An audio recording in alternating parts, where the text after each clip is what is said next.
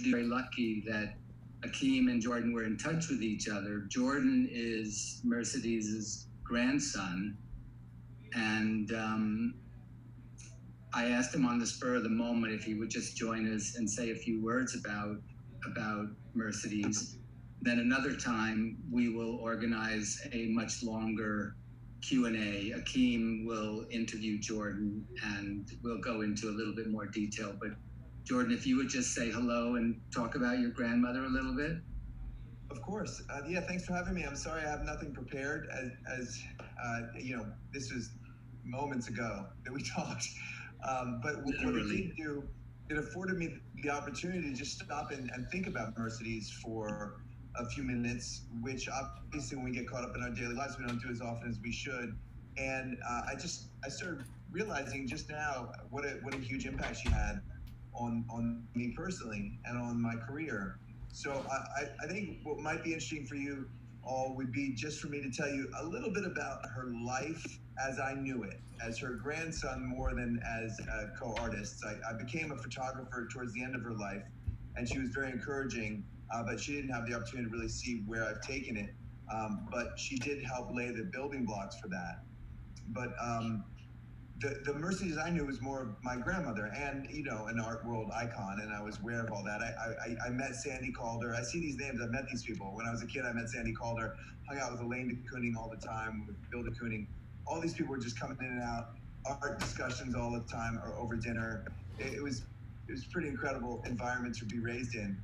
She had a house in East Hampton, and she lived in it, and she also had her studio. But I'm sure anybody who knew her will speak of the fact that she was an exacting perfectionist, and that's absolutely true. She was a difficult teacher at times because she was so perfectionistic, but she was even more so with her own work. So if you went into her house, it was often in disarray, but her studio was meticulous. She would spend 3 to 6 months just designing her still life. And she did a lot of still life with fruit, and they were plastic fruit, but she would have to live with the design for a month or two, then go back and rearrange it. Then when she started painting, she would start painting, and then she would use different colored masking tape because she didn't want to make a mistake in a way. So she would put masking tape on the canvas, live with that for a few months, decide whether or not to have that one stroke of paint on there. And what happened, I think, to her in a way was she started to get so concerned about mistakes that she almost stopped creating her art. I remember one really interesting conversation she had with Elaine de Kooning about Bill. Bill had Alzheimer's, and as he was getting sicker, he was painting, and then Elaine was deciding whether or not Bill was done with the painting. And Mercedes and Elaine would have all of these arguments about this, because Mercedes said he may be tapping, or the way she would say it was, he may be tapping into something deeper, Elaine. You just don't understand. You don't. Right? Like that was how she talked about everything. I'll have turkey sandwich, for God's sake. Like it was a lot. She was a lot.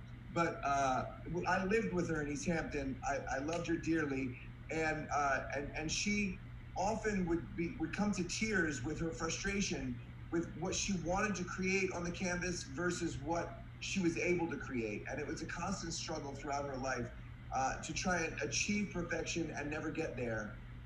But the journey, I think, was something that many people have celebrated, including all of you. And it's just great to see that her memory lives on and that you're still celebrating her work as an artist and her, the impact she made. And I know that she would be very proud to be part of this. And I'm sure that all the artists that are celebrated today, all you can identify with a bit of that challenge as an artist to always want to be better than you are allowed to be by your own imperfections and still striving for better. And I think that's probably what this event celebrates. So I look forward to more in the future. I just want to give you a little bit of taste of what Mercedes was like, but we should do a full interview because I have a lot of stories, to be honest. Yeah, definitely. I think I might be the only one. Oh, I see Don Kimes. Yeah, so me and Don might be two of the only people that knew your mom, your grandmother.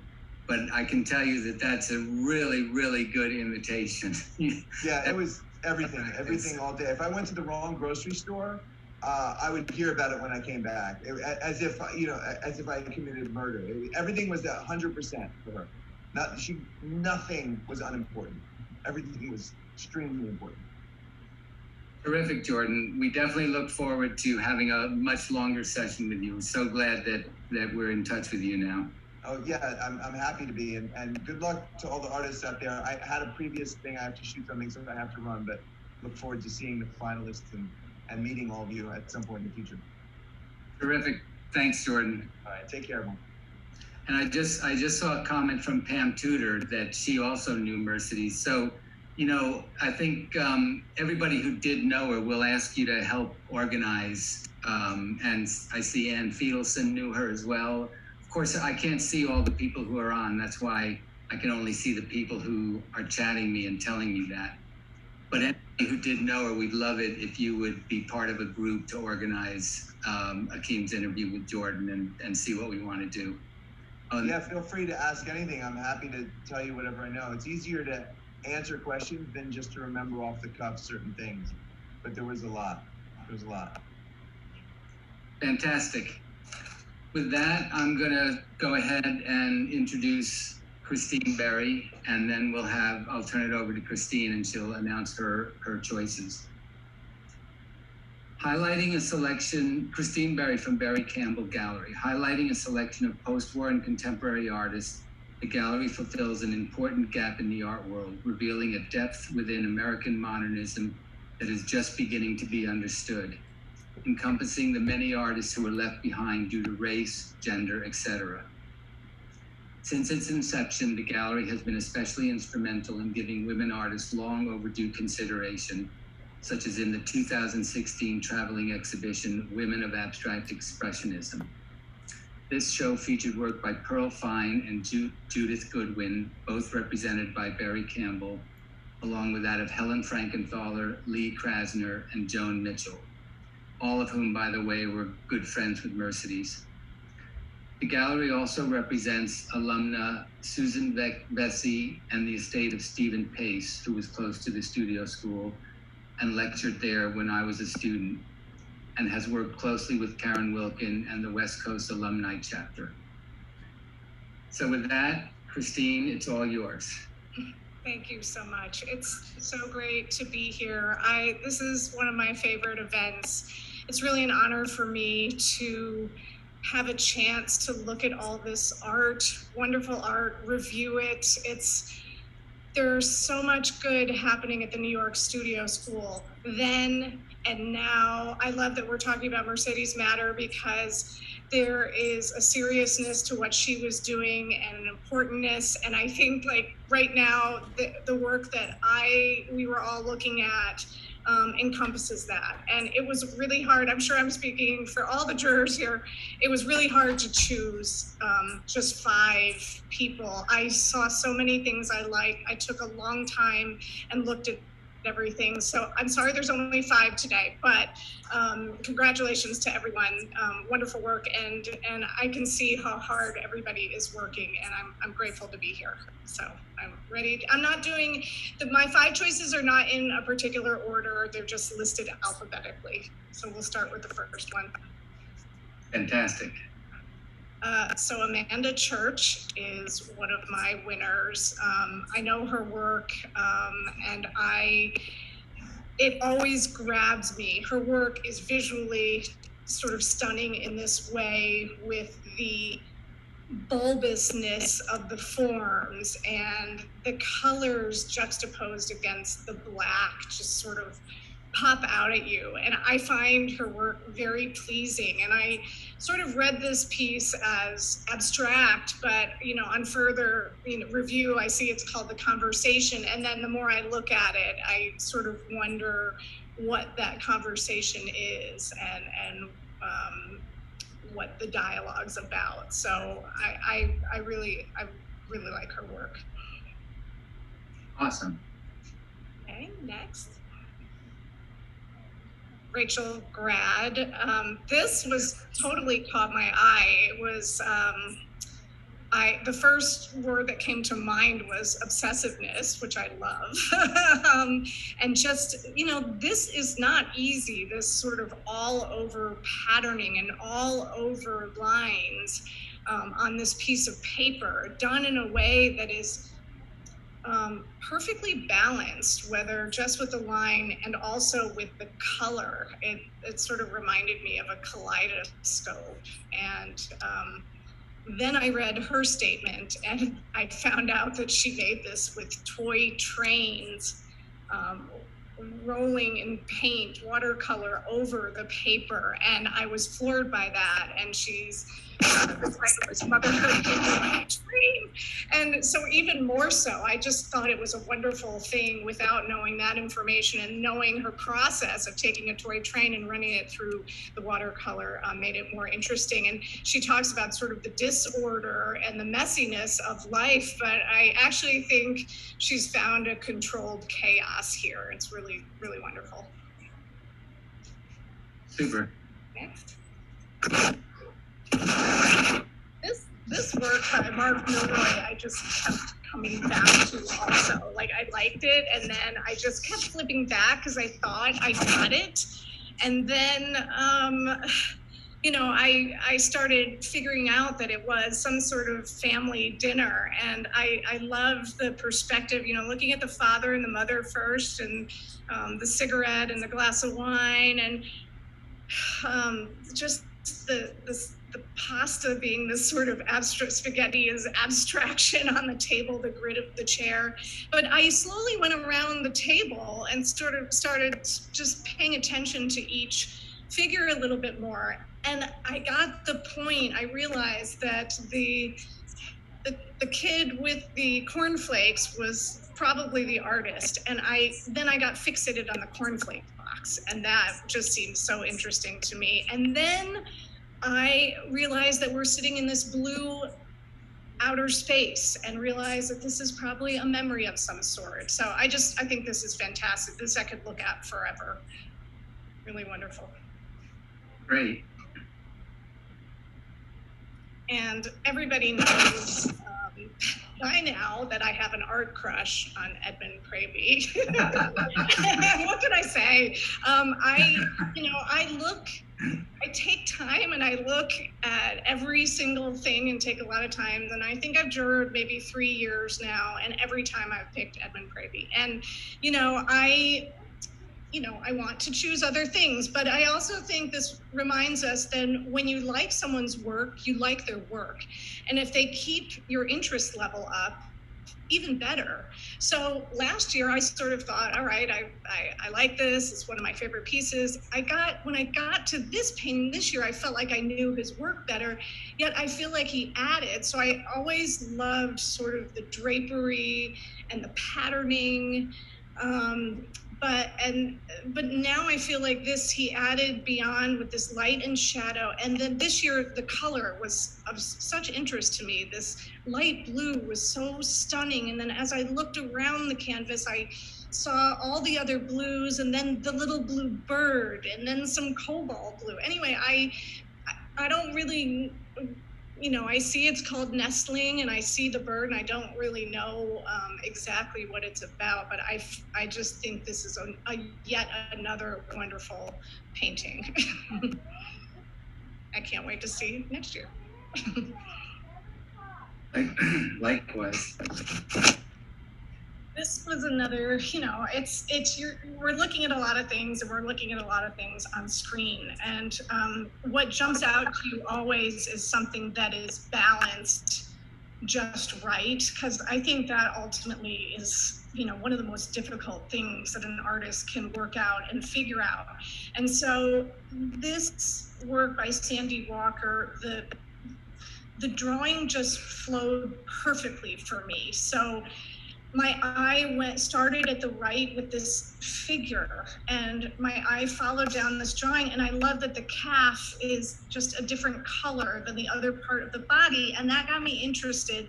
And then I easily flowed right to left, and I feel like we always are reading left to right or what. This just had the movement of this figure just had me going all the way through to whatever this window or this door is with this orange color. And I appreciate the flow, and then the stops and start with these sort of hash marks and denser colors in the work. This is one of my favorites. And Sandy was a student in the late 60s. So he will know Mercedes well. I don't know if he's on, but we'll get him involved when we Jordan. And here they are. It's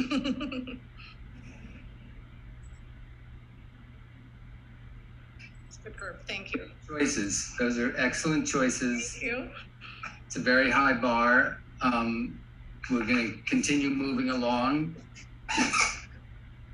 The next juror is Akeem Duncan, is a native of the Bronx. He is the founder and leader of Quiet Lunch magazine. His old gangster status at the magazine is incontrovertible. He is a dedicated promoter of the arts, expert mingler, profuse sweater, and compulsive writer.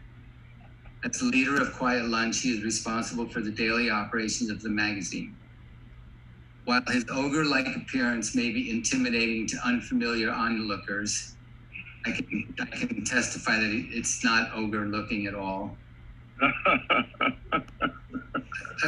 Akeem is known among his friends and fellow staff for his bear-like hugs, his excessive humor, and his untamed passion for the work he does at Quiet Lunch.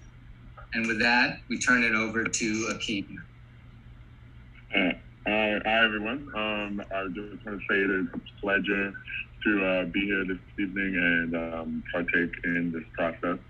Also, that is a very dated bio. I do not sweat nearly as much anymore. I've got my perspiration under control. But yeah, so let's get into this. My first artist is, and again, this is not by hierarchy by any means, but my first artist is Susanna. I was immediately drawn to Susan's work because it's kind of a serene kind of surrealism in a way, like a very, and there was something very straightforward but awe-strikingly bizarre about it. And it reminds me a little bit of Alex Katz in the eyes. A little bit. I always love those kind of Hanna-Barbera-esque kind of eyes where you don't see the whites of it, and it's just so calming, but yet powerful. The necker shift, the chihuahua, those little accoutrements, those little touches right there, I absolutely love that. It all has a very quaint charm to it. And then also her breasts are not done in this male gaze kind of way, which I purely enjoy. The fact that I can, that it's not just like, oh, breasts. It's just like, yeah, the breasts, they're there, And so that was great to just avoid that male gaze in this piece too. And I just love it. I would personally buy it if I had the chance. Next one is Elizabeth Duffy, and I actually saw that a few people picked this piece. I think, but Nico, right? You just raised your hand. Yeah, exactly. Yeah. So I was like, yeah, you know, boo. That's what. But yeah, so I was really hyped for this piece. I love minimalistic color palettes, especially when they're a little dusty. And when you mix that dusty with the vibrant, the texture. What I love most about this piece is the fact that it's occupying two spaces at once. It's not just confined to the wall. The wall, the floor, and in each space, it seems to exist in different forms. It's almost akin to the human condition, or even better yet, one's life cycle, where we're inherently the same substance, but we can exist in different forms in different spaces.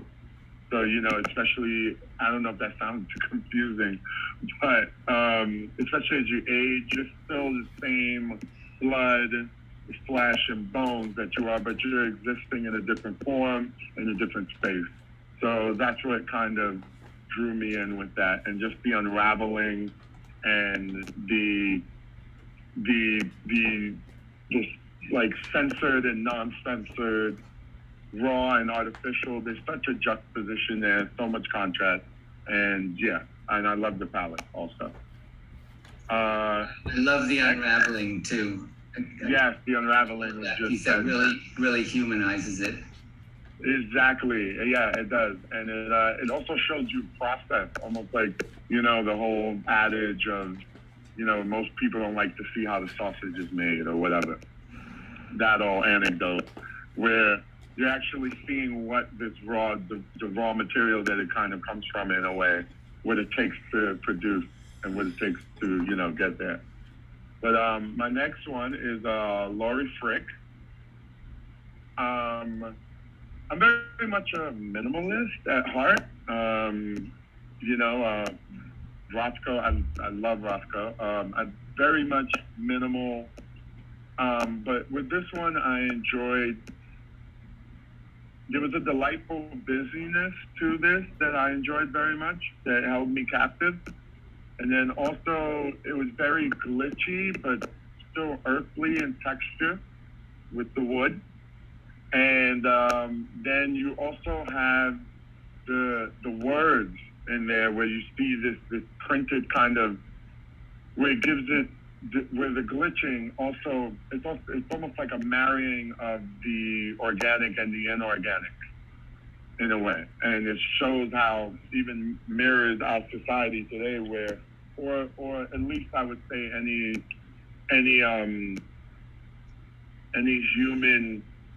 society that's up and running, where we kind of have one foot in and one foot out in some cases, unless you're a big, thriving metropolis where you no longer have bones because you just sit around all day and press buttons.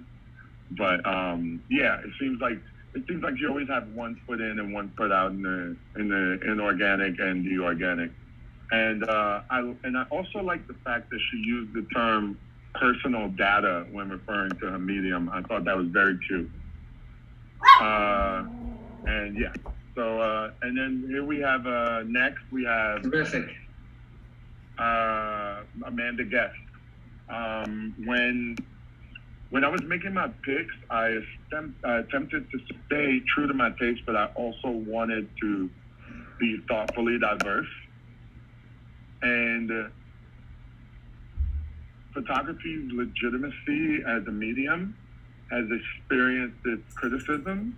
It's like, some people kind of say, it's photography, I guess, But no, but I happen to feel that the act of capturing the sentiment that is there and captured by the human eye and the successful execution of that very act isn't something to scoff at. So with Amanda Guest, she does this and more, in my opinion, with this piece, with this still life piece. It's living, breathing decay. That's what I saw here. As someone who has suffered and continues to suffer from depression, this is a familiar scene. And I think it's something that we all go through, where we allow things to pile up in life while still operating at a certain,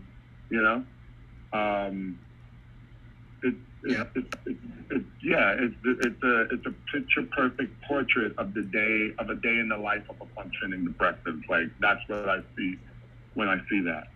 But yeah, that was grim charm for me that I really enjoyed. Next, I would think, and lastly, there's almost no words for this. I think Fran does a splendid job of moving and placing paint. The texture in this, the color, the composition, it's perfect. I'm not trying to shovel it here when I say that I kind of salivated when I saw the painting. Like my mouth watered, and that's something I don't know if anybody's ever had that experience.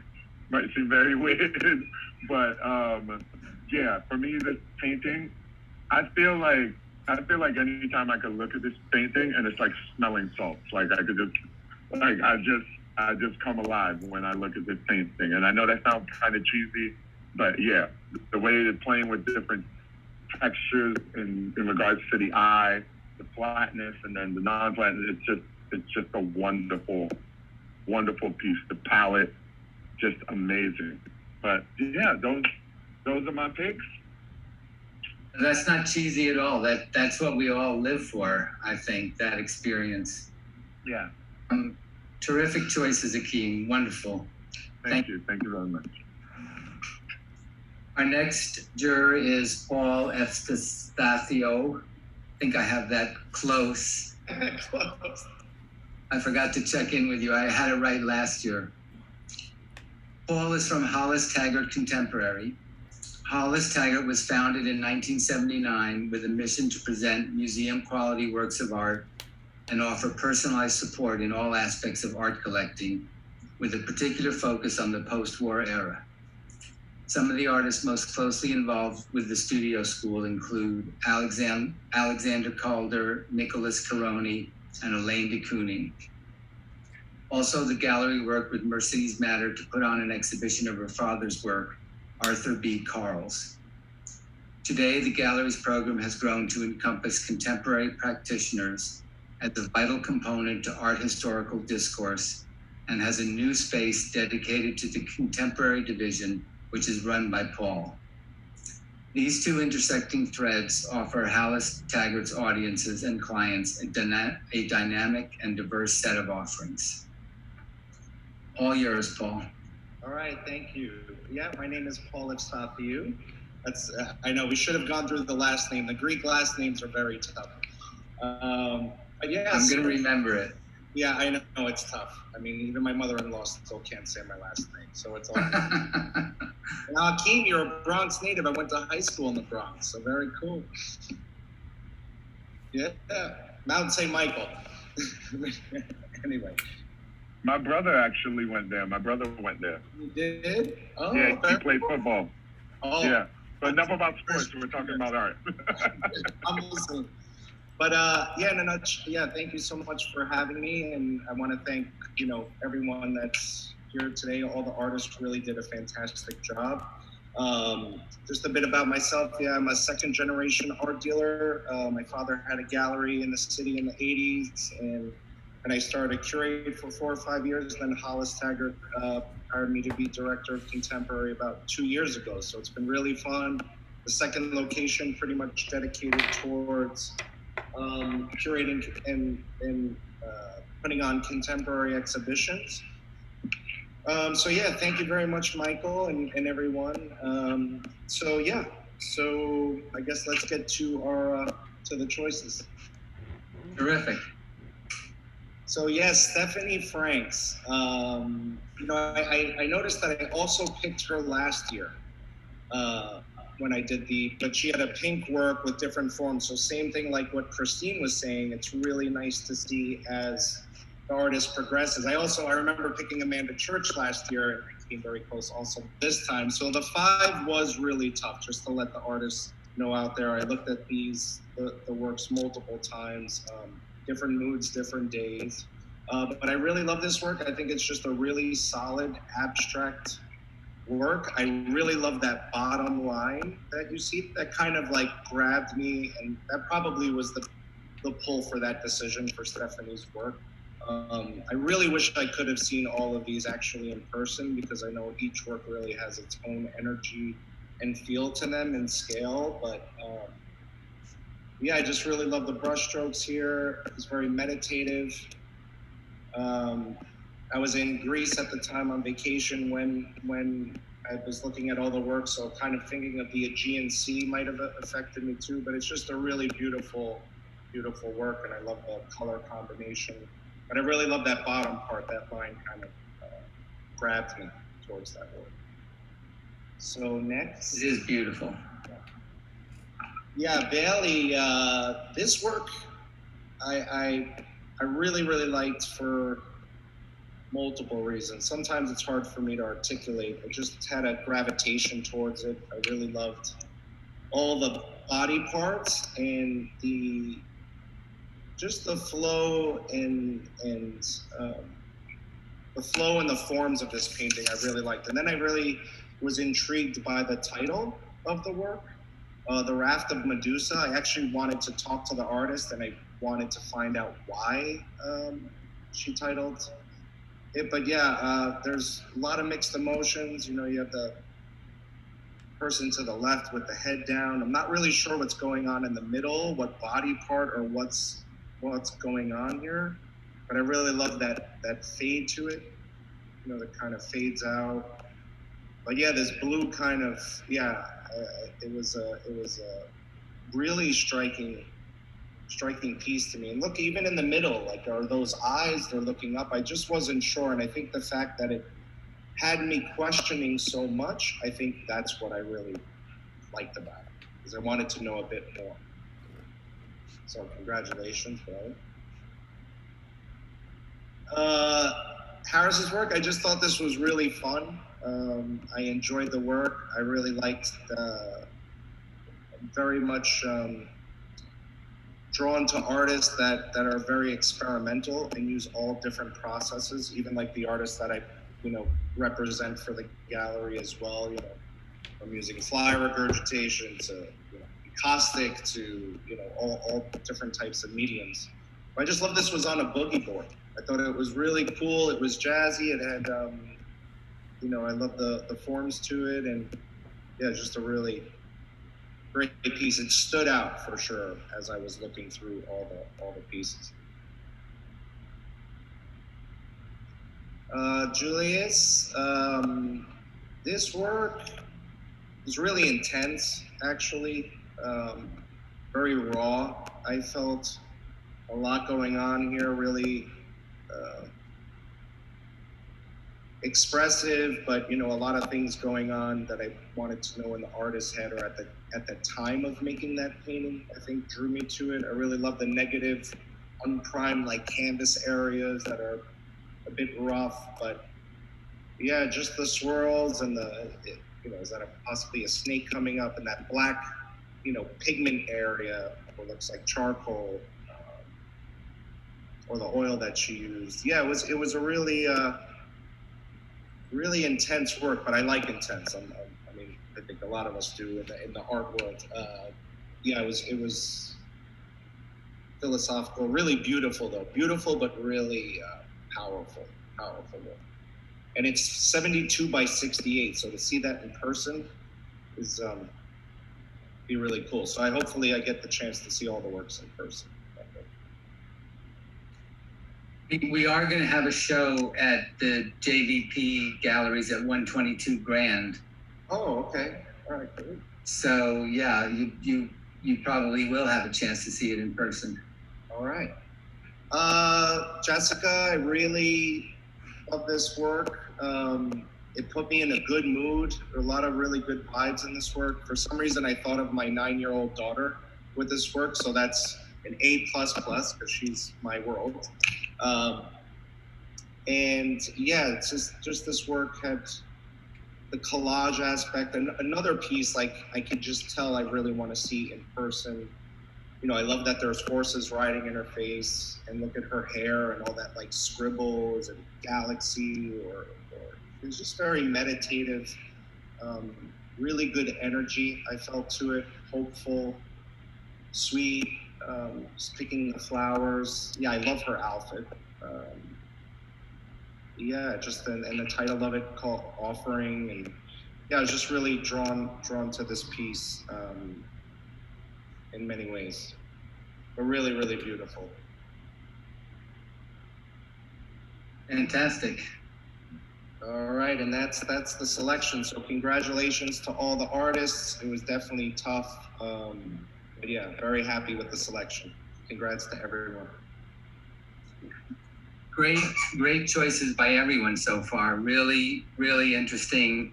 I mean, I'm always amazed at how good the work of Studio School alumni is, and how there's no one style. Everybody is interested in different themes and different challenges.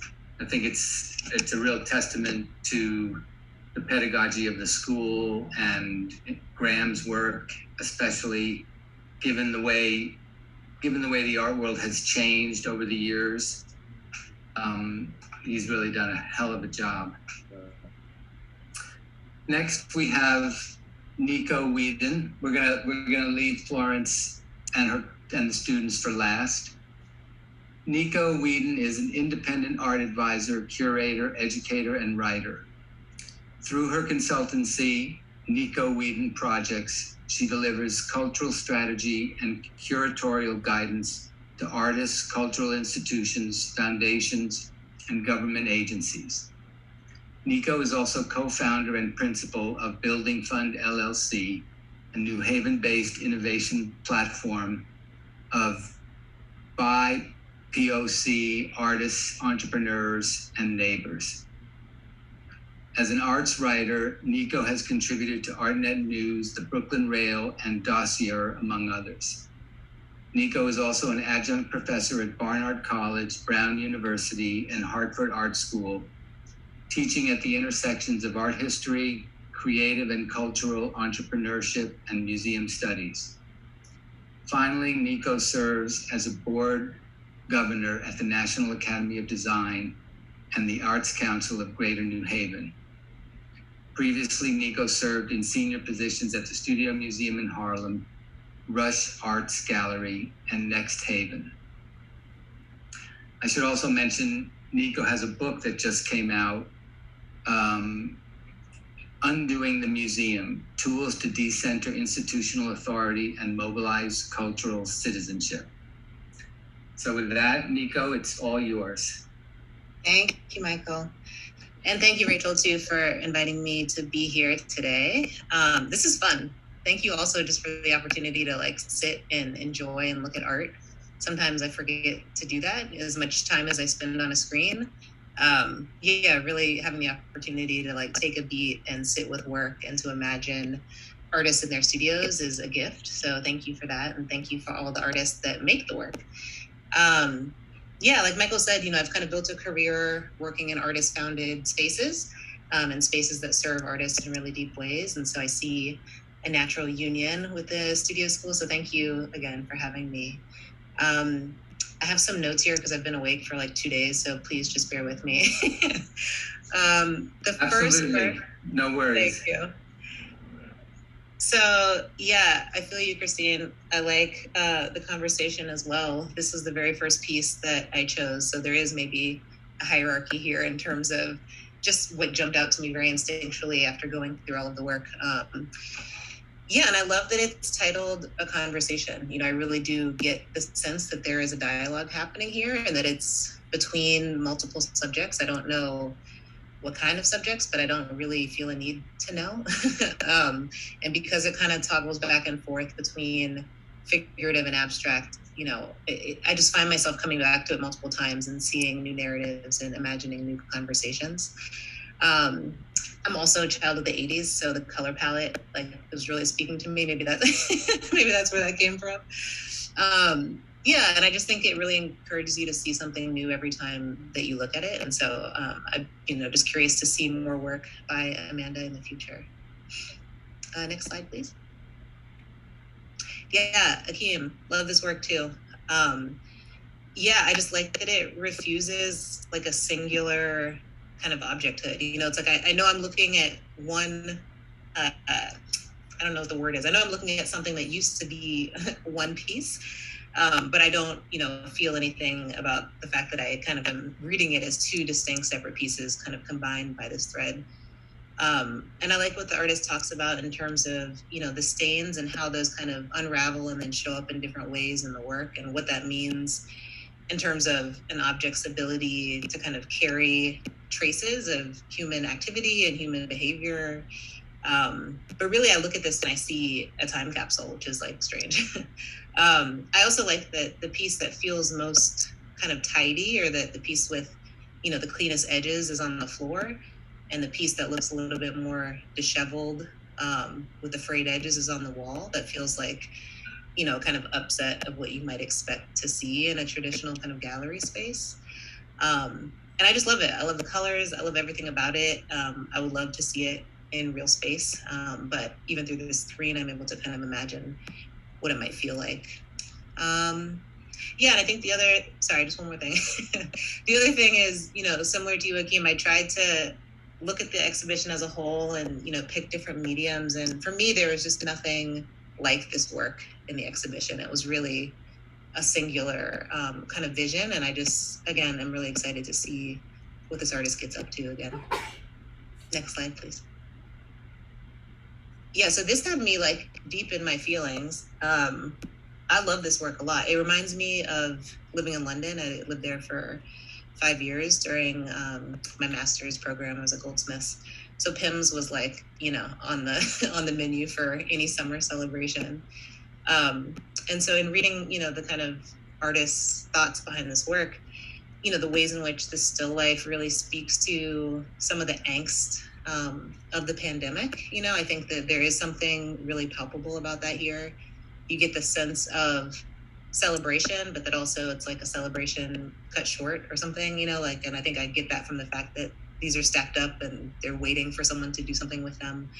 And so, yeah, it reminds me of the roller coaster of different emotions that, I think we've all kind of felt over these past couple of years. And it does it like in a formally brilliant way that isn't, sometimes I look at still lives and I'm like, that looks staged. But this is like, no, that's probably how your kitchen looked after your party. And so there's something really authentic about this that I just love. Next slide, please. Yeah, so like, I can't even tell you what I like about this work. Part of it is that, so we're looking at all these works on a screen, as someone said, and I think this just jumped out to me. Like I was able to see the layers and the texture in a way that I wasn't in other works. And it's not, I don't say that to like compare in a negative way. I just think that there's something so like 3-dimensional and vibrant about this work that I don't even need to see it in person to feel the kind of aura and the energy that's emanating off of it. And so the more I kind of read about it, I understood the process, and that lace was really part of kind of creating these material layers, but also these like conceptual layers and layers of, referencing different kind of histories, of textiles. And so I find it beautiful, and it's another one that I really want to see in person. And somehow I was super shocked that it's basically like the size of a piece of paper. Okay, I thought that it was going to be as big as a canvas, but I was wrong.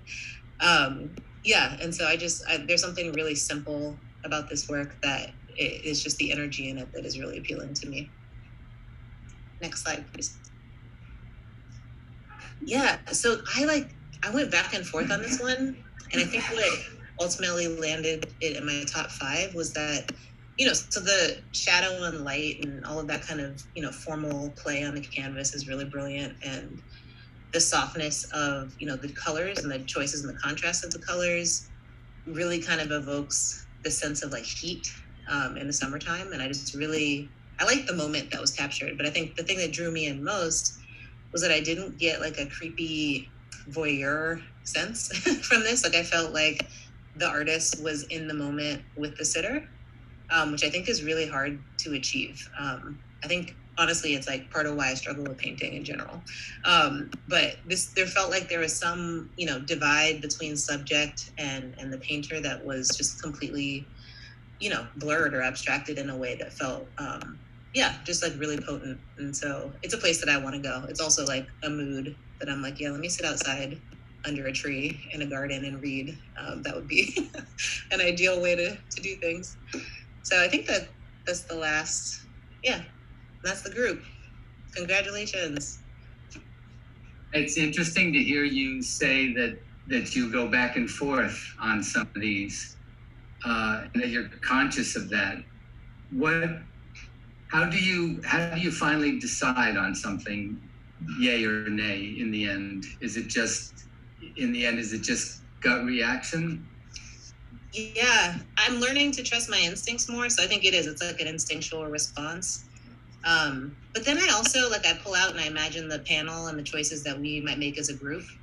And there are certain works that I have faith will be in there regardless of if I pick them or not. And then there's other works that feel really personal and that, I don't know that someone else would feel that same connection to that work. And so that's how I kind of, made those choices. Awesome. Wonderful choices. Thank you.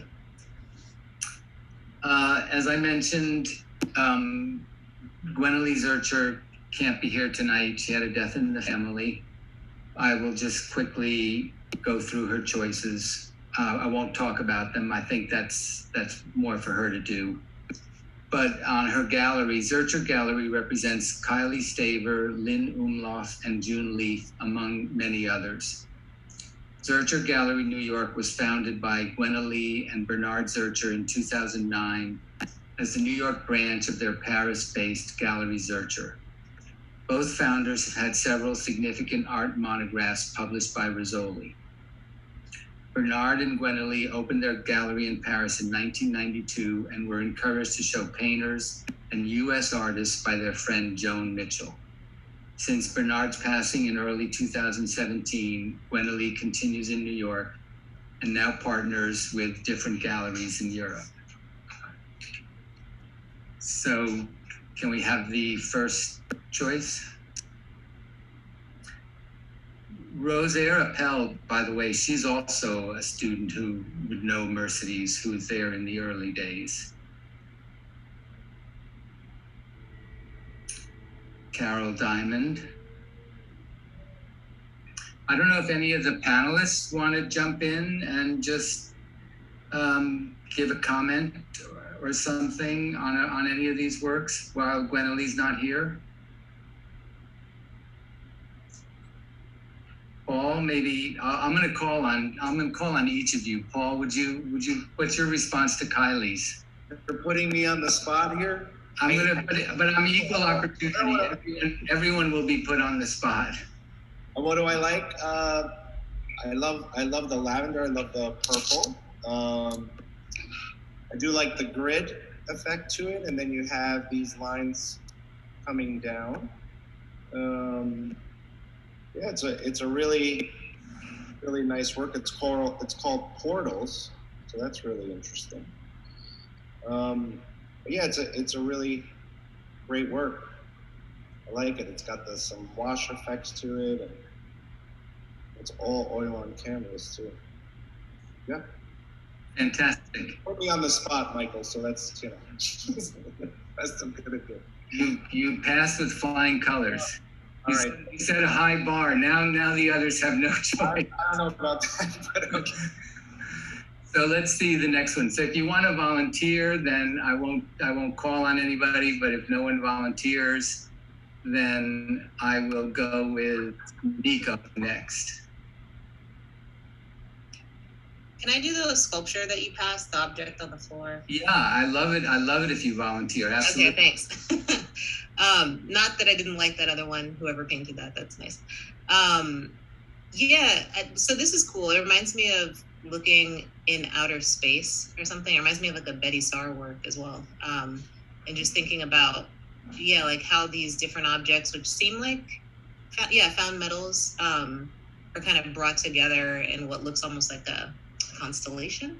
At least that's what I saw when you scrolled through it the first time. But now that I look at it more, there does seem to be a real kind of, I don't know, like a reference of a star almost. I just like it. I like the texture. I like the kind of assemblage, effect. And I like that it's on the floor, even though it feels like something that should be in the sky.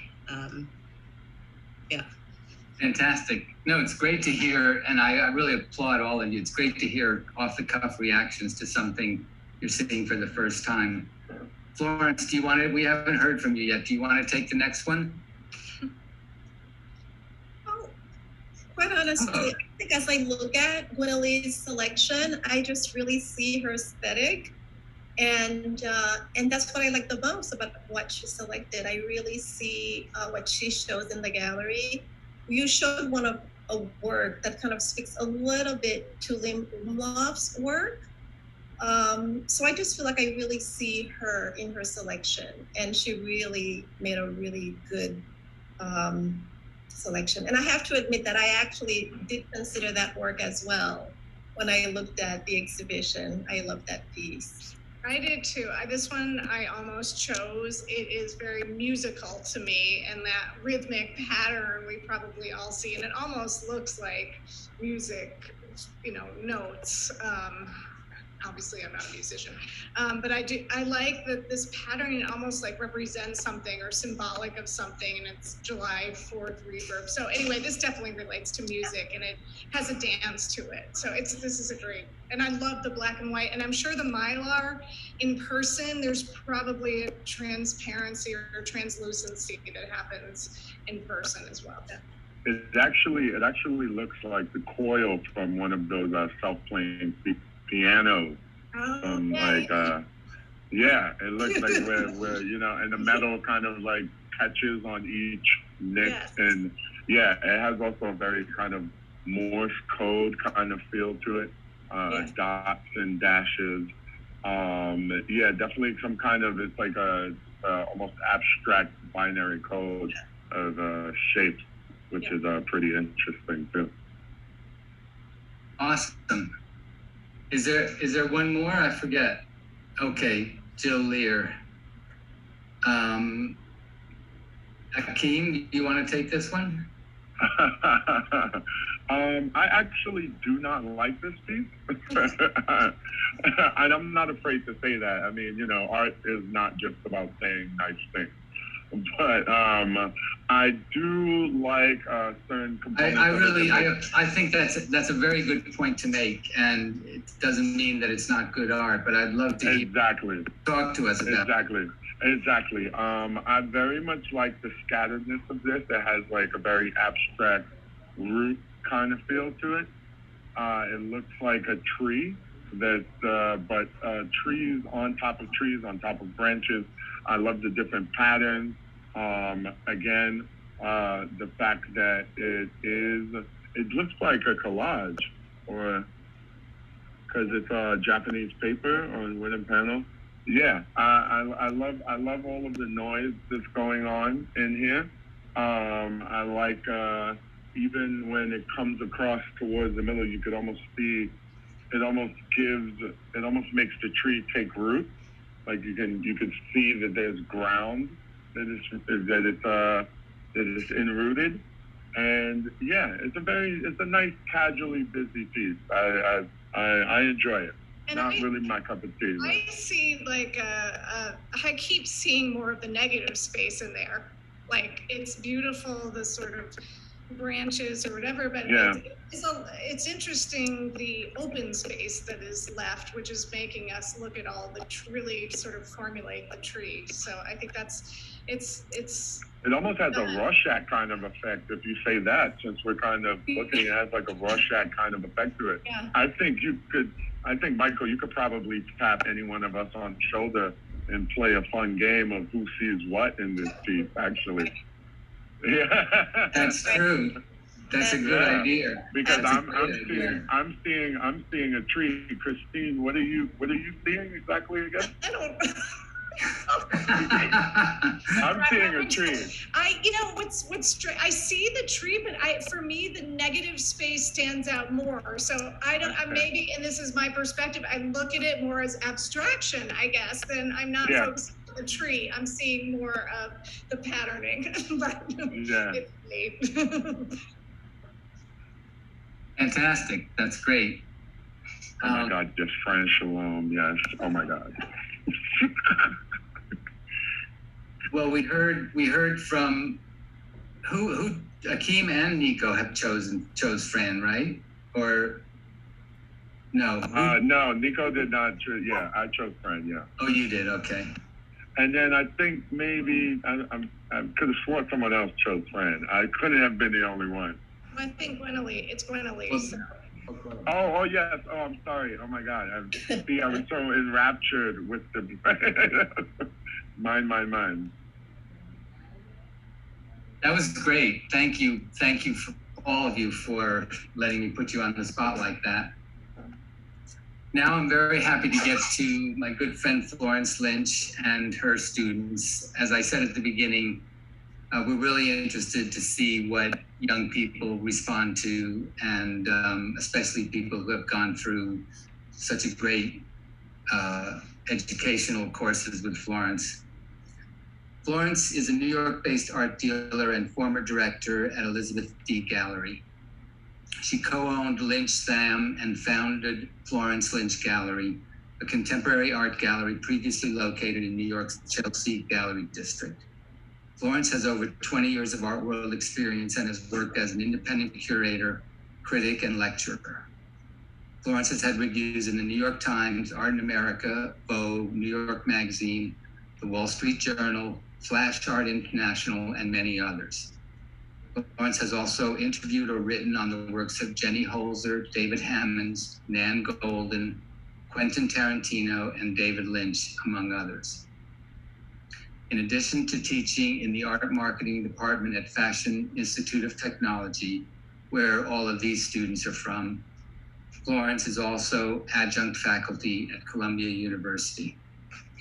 And what we did with Florence and her students, each person will have one choice. And so we'll start with Florence, and then we'll go through the rest of the students in alphabetical order.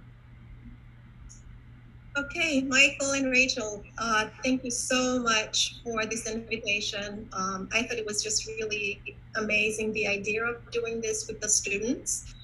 It opened up a whole different way of looking at this, of making the selection.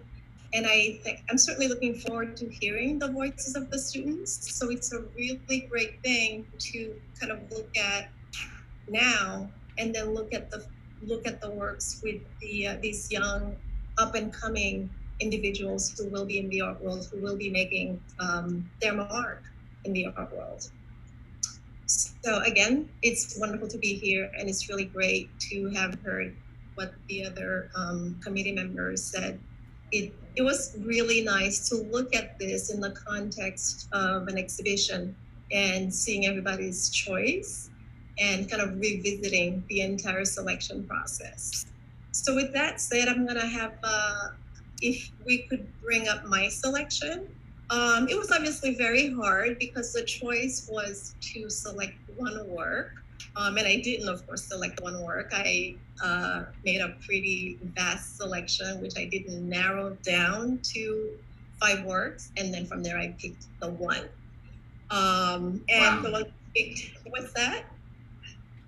And I picked this piece here by Benji Barnard because as I looked at it, the first thing that I actually did is I kind of took it apart. I de-layered it. I saw that it immediately has an abstract factor. It has the figuration. When you look at the title, certainly Game Time, that kind of played also in how I looked at this work. So we talked earlier about Mark Rothko. When I looked at it, when you pull everything apart, there's a Rothko in there somewhere, right? I like the loneliness of the piece. I like the reference that I got as I looked at it. And again, going back on the title and sort of just playing with the Game Time idea, this figure is, it was really hard to tell whether it's in a playground or where exactly, but there's clearly a basketball net waiting for somebody to play a game. But at the same time, he's on his device. So again, I kept asking myself, what's the game time here? Is he already playing? Is that what the game time is? Is he playing a game on his device? Or is he waiting for someone to come to play with him? So here again, I felt that the idea of loneliness, of COVID, what would have happened? Because this piece is a 2021 piece. So I feel that perhaps that informed a little bit how he the thought process in creating that work. I could be wrong, of course, but again, it's how I looked at it and what I came away with. So I loved it. I liked the autumn look, the color composition, the house in the background, just about everything. So it was just, for me, it was the perfect singular choice, because it just really spoke with me. And I wanted to make a selection of a work that I could continually look at. And that's always how I select work. It has to be something that I can look at and just something different. Fantastic. You're just starting to break, your connection's just starting to break up a little bit, at least on my end. So, yeah. We'll go to the next juror, Eve. And, oh, sorry. Go ahead, finish.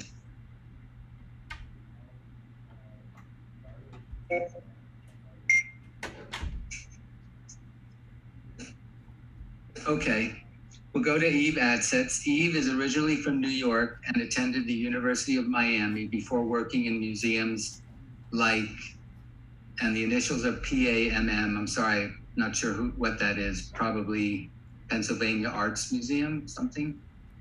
The Perez Art Museum, Miami. Which one, Eve?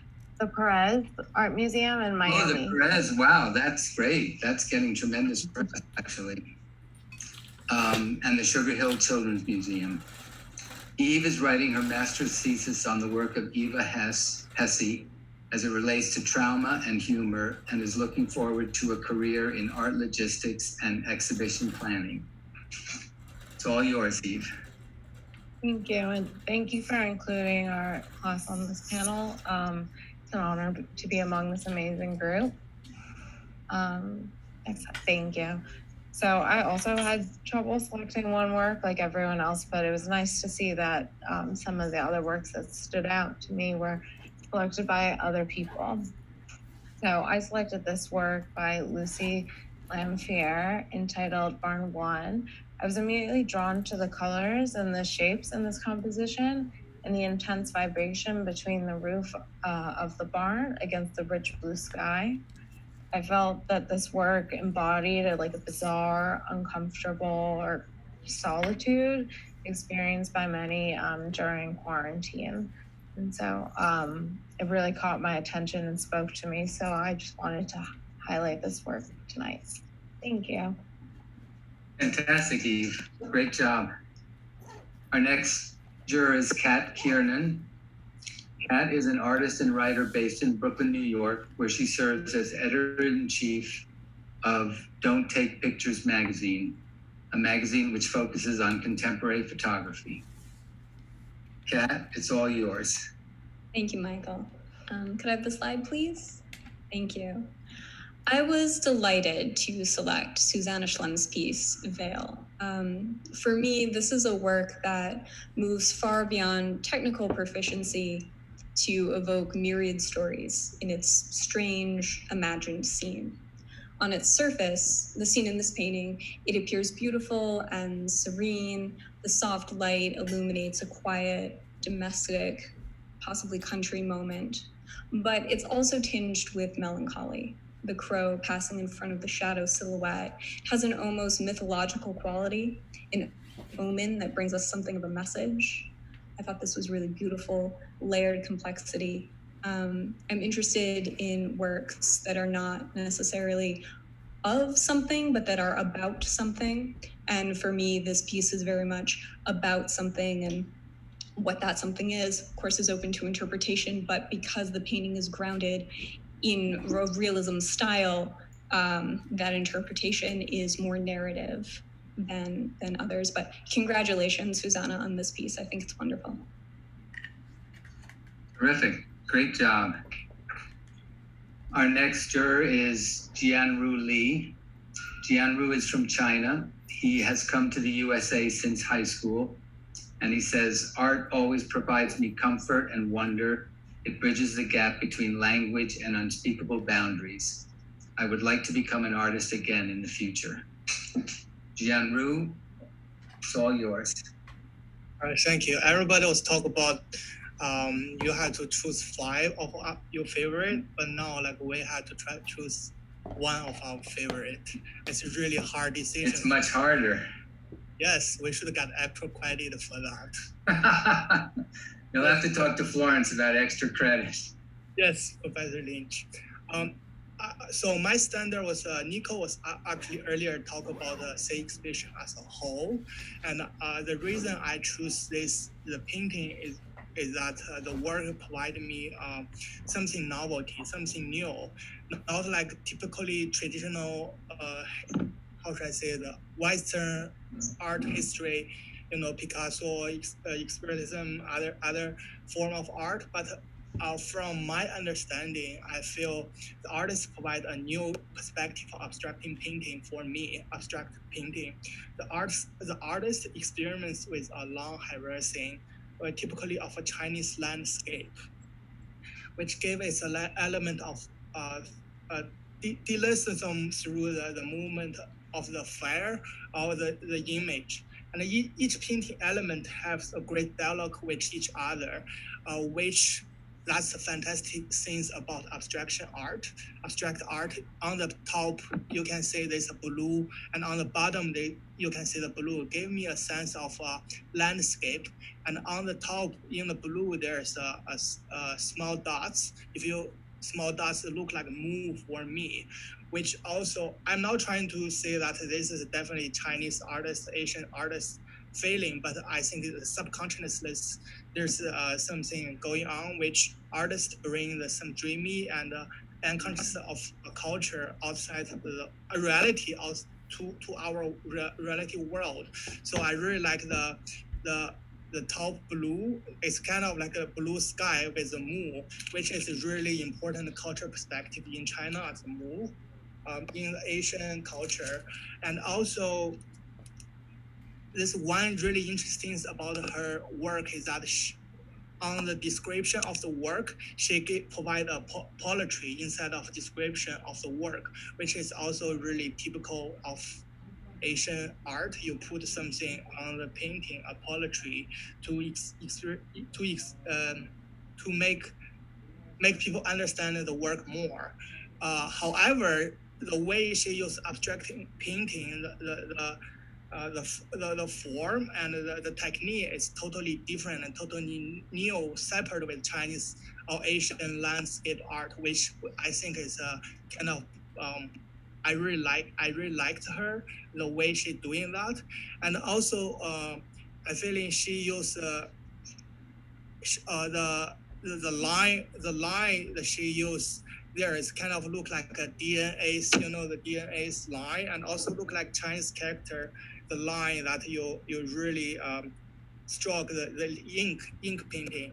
So the DNA sometimes is carry people memory, the human biological memory and passed down, but also the character and the line, which the made from words can carry a lot of information as well.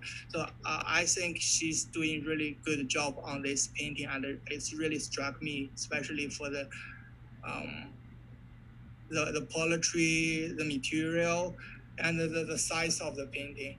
So basically that's all. Thank you. Terrific. Great job. Next is Danielle Reichman. Danielle Reichman is from Long Island, New York.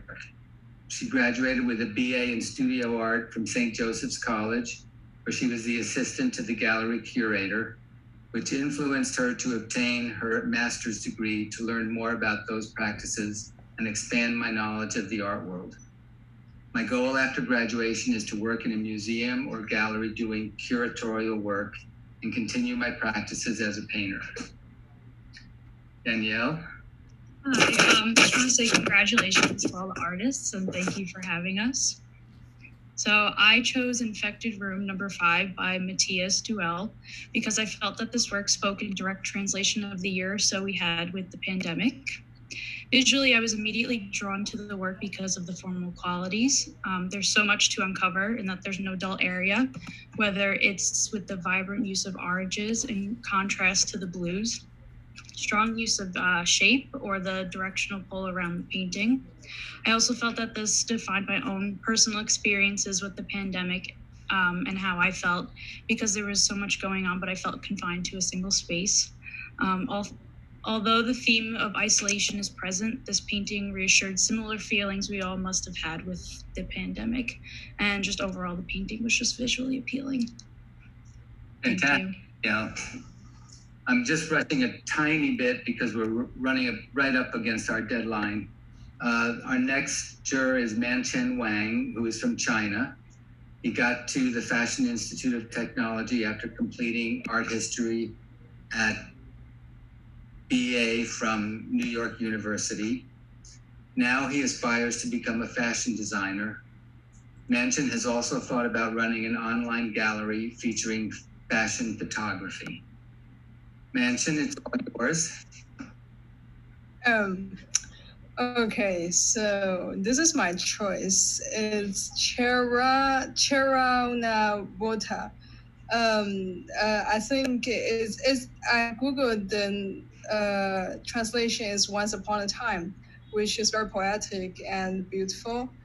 And the shape of this one reminds me of a mirror. It's like you look inside a reflection of yourself. It also refers to the imaginative realm. The way I see art is kind of like when you are attracted to a certain work of art, you see part of yourself in it. So this work is very interesting. And the collage technique reminds me, if you can see the texture on the surface, it looks like cracks on rocks and caves. And this makes the painting look quite mysterious. It reminds me of the quality of traditional ink paintings in East Asia. So the piece is like a combination of the West and the East. The figure at the back, which is kind of vague, looks like he's staring back to the viewer. So it's almost like the artwork itself is a surface that separates the imaginative world from the reality. So I just think this work is really beautiful. Yeah. Thank you so much, Manchen. Great. And our last speaker is Shizuo, who also comes from mainland China and likes to visit museums and galleries in their free time and plans to enter the gallery world after graduation. Yeah, hello, everyone. I'm very happy to view a series of interesting works through this alumni exhibition, from still life to portraits to landscapes, as well as many great abstract paintings. And to be honest, it is also hard for me to choose just one as my favorite. Yeah, and so my choice is As in Gear by artist Susu Pianchu Patana. Yeah, and this is acrylic on canvas, and this painting left a deep impression on me because it gives me endless imagination.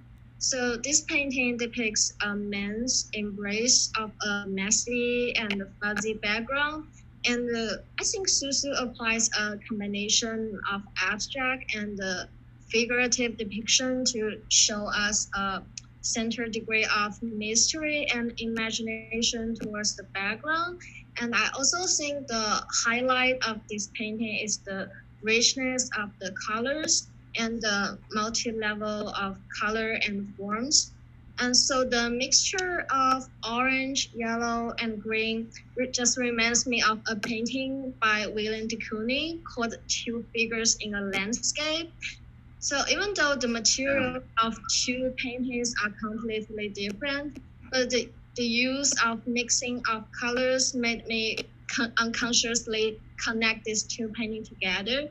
And also from the painting, it's not difficult to find the main body color is orange, yellow, green, but also mixed with dark colors such as black and blue. So the mixture of various colors seem to symbolize the emotion of his life, happiness and sadness. So Susu's depiction of the transparency of the subject and seems to express her state of integrating into life. And also, Susu's brush strokes also shows kind of diversity. So the detailed brush strokes and the accumulation of large areas of color intertwined together also reflect the chaos of life. So the transparency of the all of the color also transform this flat composition into a 3-dimension. Yeah, so I think his paintings through the richness and the multi-layer of colors. So this is simple and clear interpretation of her feelings about life, so full of hope and joy, but also full of tension and fear. Yeah, that's all my thought on this painting. Thank you. Terrific. Excellent. That's a very astute comment about it. It does share a lot with de Kooning's light. That's our final speaker. I want to thank everybody. We actually are just slightly past our ending time. I think on the next slide, I believe we have a thank you. Yes, of course. But yeah, I wanted to point out that the catalog is available at a special discounted price of $30 for the next week or so. There's the address if anyone wants to order it and have a hard copy of our catalog. It does feature some of the historical documents that I showed at the beginning and some great pictures. But I'd just like to end by really thanking everybody. Florence, I gotta say, you're either a terrific teacher or you've got super talented students, but it was very impressive. As far as the gallerists and the professional writers and critics, really, you really had some very interesting comments to say. We all appreciate Rachel, myself, Graham in particular. Graham is teaching a marathon tonight. He can be here, unfortunately. But we're all very grateful to you and look forward to continuing the conversations going forward. So thank you very much, everyone, and have a wonderful evening. All right, thank you. Thank you. Bye. Bye.